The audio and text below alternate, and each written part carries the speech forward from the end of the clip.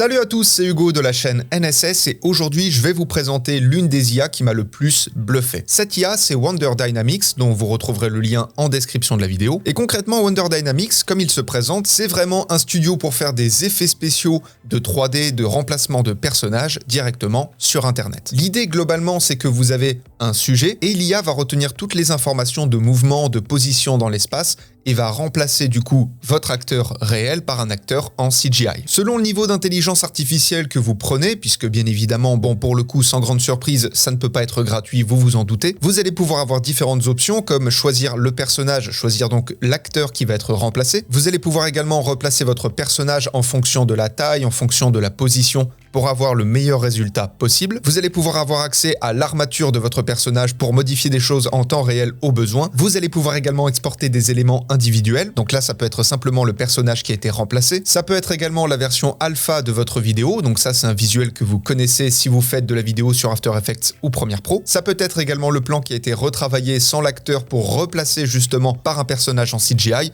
etc., etc.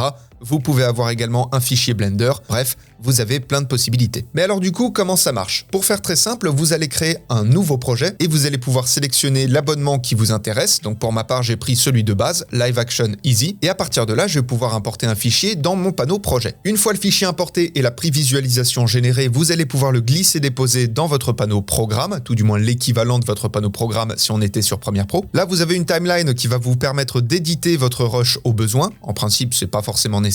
Ensuite, vous allez pouvoir passer sur Next, ce qui va vous amener au moment où vous allez sélectionner la frame qui va définir votre acteur. Bon, là, en l'occurrence, il n'y en a qu'un seul, donc ce sera relativement simple. Voilà, donc là, comme vous le voyez, on a un cadre qui définit notre acteur. Et sur le côté, vous allez pouvoir choisir un personnage. Alors, il y en a beaucoup plus qui vont arriver un peu plus tard, mais là, vous avez déjà une bonne sélection. Je vous laisserai aller découvrir un petit peu tout ça tranquillement. Quand vous cliquez sur un personnage, vous avez une petite présentation avec une vidéo. Et pour ma part, je vais prendre celui-ci. Donc là, on a notre sujet qui a été attribué à un personnage.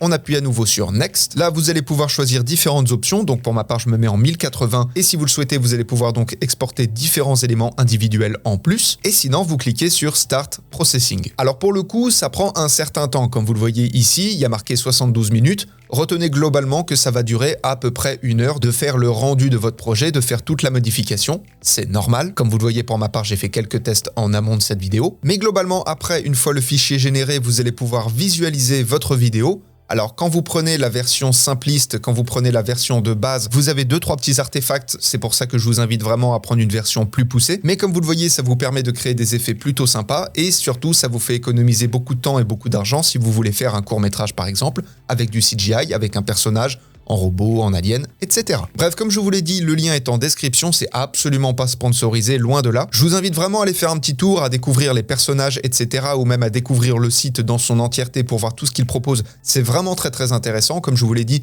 c'est l'une des IA qui m'a vraiment le plus bluffé cette année. Et en attendant de se retrouver pour de prochains tutos, apprenez, utilisez et progressez dans vos montages. Je vous fais des bisous et à plus.